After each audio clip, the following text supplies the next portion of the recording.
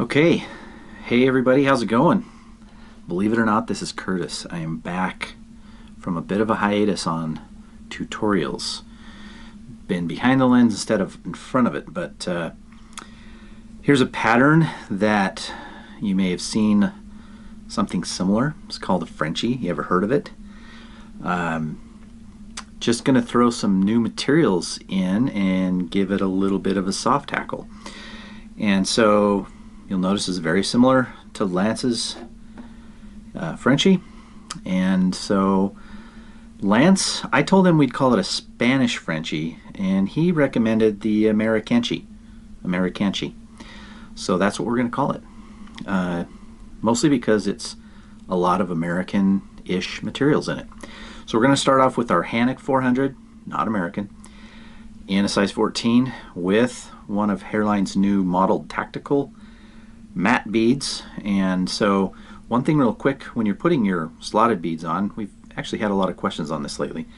You'll notice that the small hole goes on first, and then as you work the way up the hook, as the bead kind of wants to sit, if you just let it kind of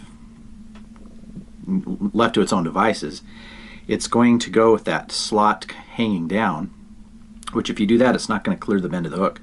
So you have to rotate it, and when you rotate that so that the slot is mostly facing down, and then it will allow that room up inside there to reach around the little bend in the right behind the eye of the hook. So that will seat the bead down. Now we're going to seat it a little bit more with some lead or lead-free wire. Smack that back into place. And so we're just going to do 4 or 5 turns here.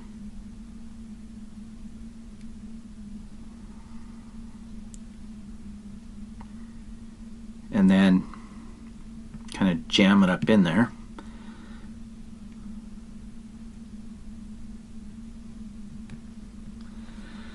Okay, like that. So we've got the slot, the end of it at least.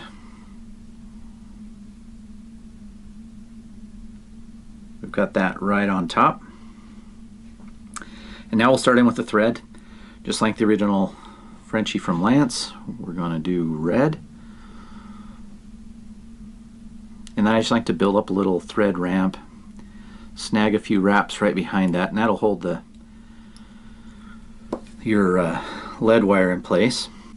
And then I just like to kind of finish up that taper. We'll get the rest of that here in a sec. Smooth that out a bit. Okay, the next thing we'll do is tie in our tail, which Coq de Leon.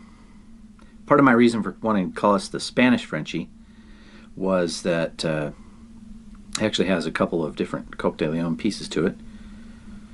And so just for the tail fibers, we'll grab 4 to 6 of them.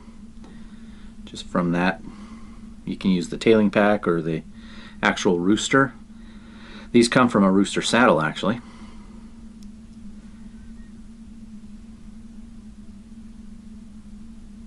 Right, now I'm going to grab some wire. For this one, I want it a little bit, sometimes I go with silver on there or copper, but I like this a little darker, which is the copper brown. And I want that to be about the length to the lead, and that will also again help to fill in that taper. So we'll just grab that with one wrap, and I like that to be on the side facing me, and then I'll just work my way covering both the butt ends of the Coq de Leon and then the copper wire, copper brown, up to again that point where we're going to finish our taper off and make it smoother. And we'll just trim off those tag ends and work back down to the tie-in point.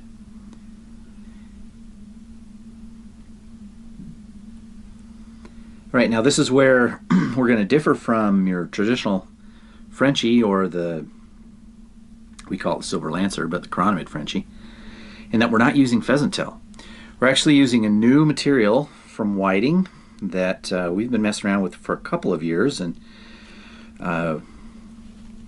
we ended up getting a lot of it in from Whiting and Convinced him that this is good stuff. It doesn't need to go to waste because it's Coq de Leon center tail, and it comes it's like a pheasant tail. It has all these pheasant tailish fibers, and the nice thing is you get a whole bunch of these in each package. So they're not as long, the overall feathers, as the pheasant tail, but the fibers on them are just as long. And they have some awesome modeling on them. Plus it's Coq de Leon, and as we know, fish cannot resist Coq de Leon. So we have a Coq de Leon tail, Coq de Leon body. You can't tell me this is not going to catch fish where you live, because it's a great nymph. So I'm going to grab probably about 6 fibers, and I'm going to tie them in right there at that same tie-in point, and we'll just use we'll just tie those in there and kind of pull them out to where we can then cover them up in future wraps as we go back up the shank to that taper point.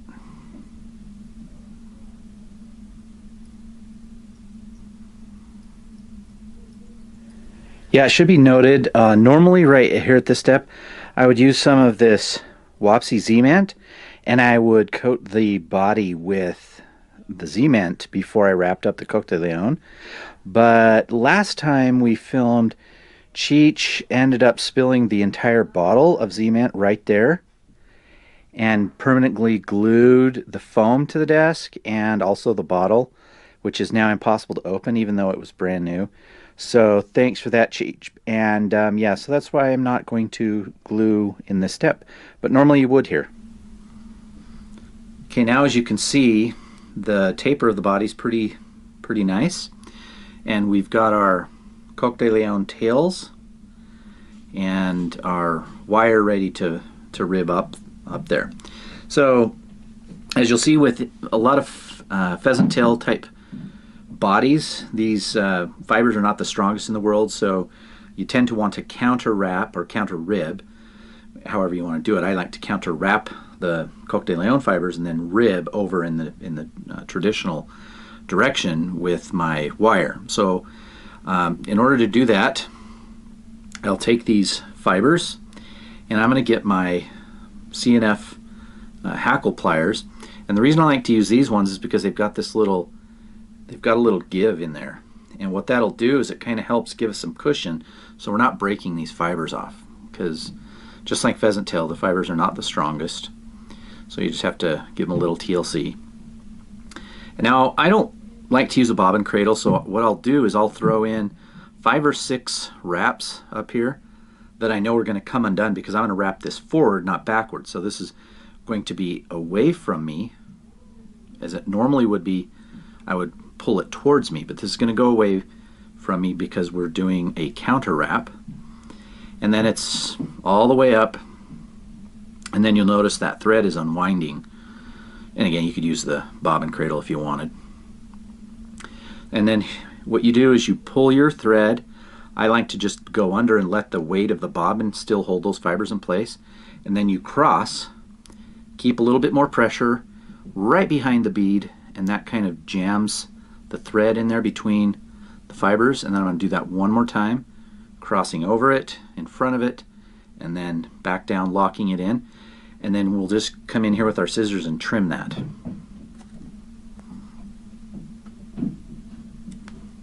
Alright, so what we've got here is just a nice uniform body with a bunch of Coq de Leon tail fibers that are, again, kind of the same concept as pheasant tail, but it's Coq de Leon, so you know it's going to be infinitely better.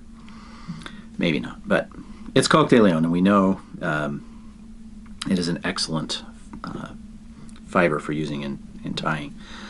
Now on my wire, these CNF hackle pliers are a little bit spendy, so I tend to not want to, that was tricky, let them come in contact with a lot of rough things. So I'll come to another pair of hackle pliers that I have, and these are ones I just use for wire, because you can just grab that wire in there like that, and it's not going to let go of them. Now, unlike in the other direction where it was unwinding my thread, this will actually wind it up more. So right before I get to the top, I'm going to unwind the thread. Again, I'm not going to use the bobbin cradle. So then we just grab this, and again, we're going in the opposite direction that we did with the Coq de Leon, and see what I mean about the fibers, or the thread. So we'll just bring it back up here, and or you can not use the rotary feature like that. All the way through. So now we've got a body that's ribbed with our wire, and I'm just going to tie that off just right before the eye. We're leaving a little space because we're going to do some dubbing and soft hackle in there, so we need a little bit of space. And then helicopter that wire off so it leaves a nice clean end. Then you'll also notice that on the tail, I'll usually start the thread back a little bit, and you'll see a little bit of that red hot spot coming through as well. So we've got it ribbed, and we're ready to put on our dubbing and soft hackle. And anyone who doesn't have 10 packages of UV shrimp pink dubbing, that's probably our top selling dubbing as a color, ice dub. So I have it's got its own little container. I go through that fairly quickly, a couple 3 bags every now and again. So what I'll do is I'll put a little bit as a base for the soft hackle, then I'll put the soft hackle on, and then a little bit more dubbing. You still don't want to do a ton of dubbing, so this is just fairly sparse. You can peel off any excess fibers, but not much. So really just kind of 1.5 wraps right behind that. And now we're going to use our soft hackle, and this is another new material that we've worked with whiting on. And what this is, these are wings from a Brahma hen, and what we saw is that they're excellent modeling. This is a natural modeling, but with the recent scarcity of partridge, these are excellent substitutes for partridge. Now you don't get as many of the really small stuff, but you can still tie plenty, closer, plus you get 2 wings. But right in there in close, we're going to have some nice soft hackly feathers for even small flies. So this is a size 14, and our 14s will go up, I don't know, about 1/3 of the way up these little wings. And then you'll even have some size 10s and 12s with, again, great colors. So this is a gray, which is a common color for soft hackles. A lot of people looking for partridge in that color anyway. So I'm going to grab a piece that I want that to be about the body length for those fibers. So that one looks about right. Okay, so we've got that. And then what I'll do is, with the curvature of the feather, kind of like that, the side facing me is the side I want to keep on the stem. So I'll trim off the fluff first. So we've got down to that. Now I'm going to take this edge, the one away from me, and I'm going to tear that off.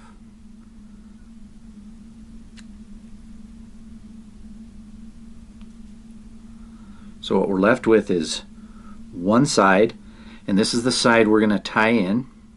So again, the clean side of this feather is facing away from me, and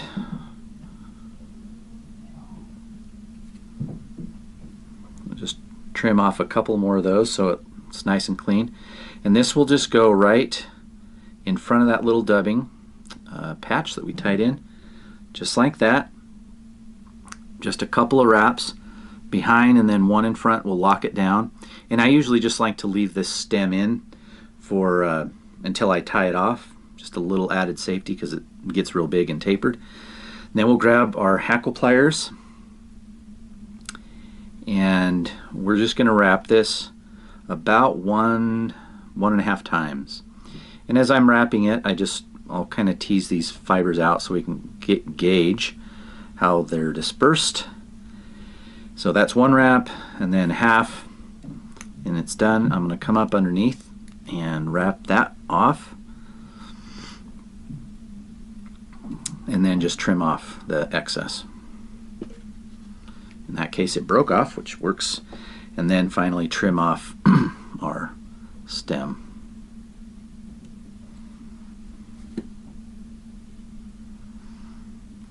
Okay, so what we're left with now is a messy little soft hackle. And I'm going to grab a little bit more dubbing, same stuff, and just work this kind of as a soft hackle tamer. We'll preen these fibers back and get my my dubbing attached here in the front. Preen those fibers back, and again, probably just a couple wraps is all. And then I'll come in front of it, and then we'll just finish this off with a nice little band of thread for a little bit more of a hot spot, and then I'm going to whip finish.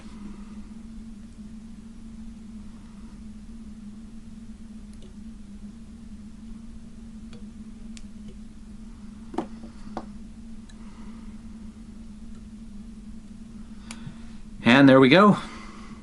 It's a good little combination. You love to have soft hackles in your nymph arsenal, because sometimes there's something about soft hackles. And then with some Coq de Leon in the mix here, it's a great pattern. Give it a try, give it a try, and put some in your box.